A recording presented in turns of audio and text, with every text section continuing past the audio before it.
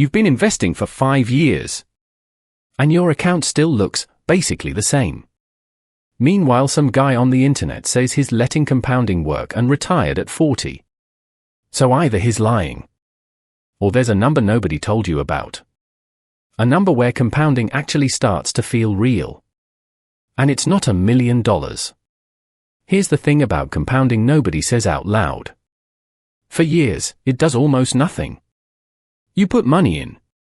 You check the account. It looks the same as last month. So you start to wonder if it's even working. Maybe the finance guys are wrong. Maybe this is a scam for people who already have money. But here's what's actually happening behind that flat line. There is a moment, a specific number, where the math flips. Where growth stops being slow and starts being obvious. And once you know that number, everything about how you save changes. Let's say you're 28. You start investing $400 a month. A year later, you've put in almost $5,000. Your account? Maybe $5,200. That extra $200 isn't compounding. That's basically just interest on a small pile of money. You do this for 3 more years. You've put in $20,000.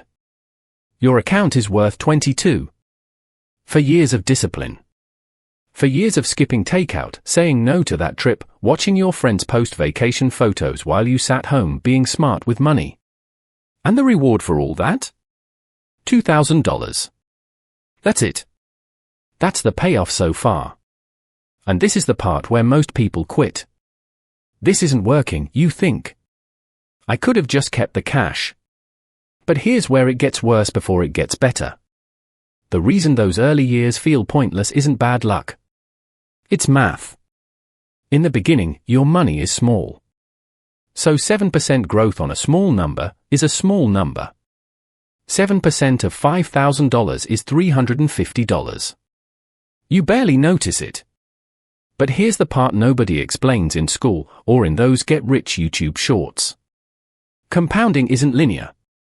It's not a straight line going up. It's a snowball. And for the first stretch of the hill, the snowball barely grows because it's still small. The size it picks up depends on the size it already is. So the real question was never how long do I wait? It was how big does this thing need to get before the growth becomes bigger than what I'm putting in? And that's the number nobody tells you. Here's the twist. It's not $1 million. Most people never even need to see 7 figures to feel this shift.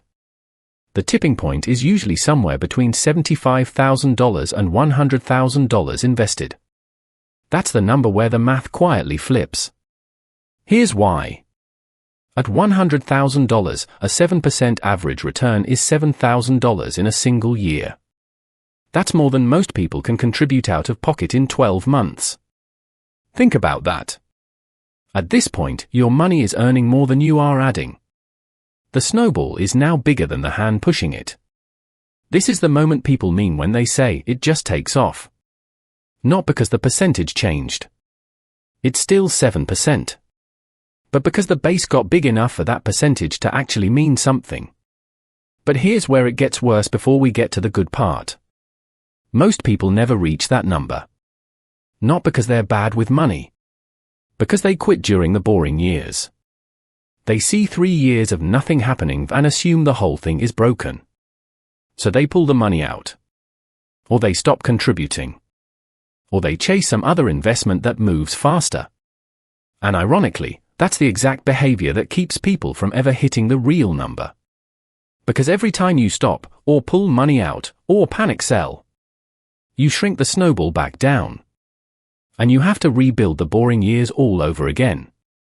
If you're still watching, this next part changes everything. Here's the part almost nobody talks about. The dollar number isn't actually the real trigger. Time is. Somebody who invests $400 a month for 10 straight years, no interruptions, will almost always beat somebody who invests $600 a month but stops and starts, panics during downturns, or waits for the right time to begin.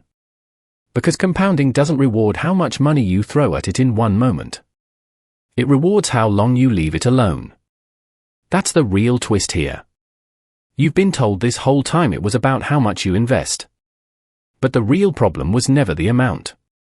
It was the interruptions. The people who make compounding look automatic aren't smarter than you. They're not even earning more than you most of the time. They just stop touching it. So here's how this applies to you right now, whatever stage you're at. If you're under that $75,000 to $100,000 mark, you are in the boring years. That's not failure. That's the setup. Your job right now isn't to get rich. It's to not quit. Keep the contribution steady. Automate them if you can, so willpower isn't even part of the equation. If you're already past that number and it still doesn't feel like it's taking off, check whether you've been interrupting it. Pulling money out during dips. Pausing contributions when things get tight. Because the number isn't magic. It's just math finally catching up to patience. And here's something that might actually make the boring years easier to sit through. Every single person who ever crossed that $100,000 mark went through the exact same flat, frustrating years you're going through right now. Nobody skips it. There's no shortcut past it. The snowball has to be small before it can be big. So the boring years aren't a sign you're doing it wrong. They're just the part of the story that happens before the part everyone talks about. So no, it's not $1 million. It's the moment your money starts pulling more weight than you do.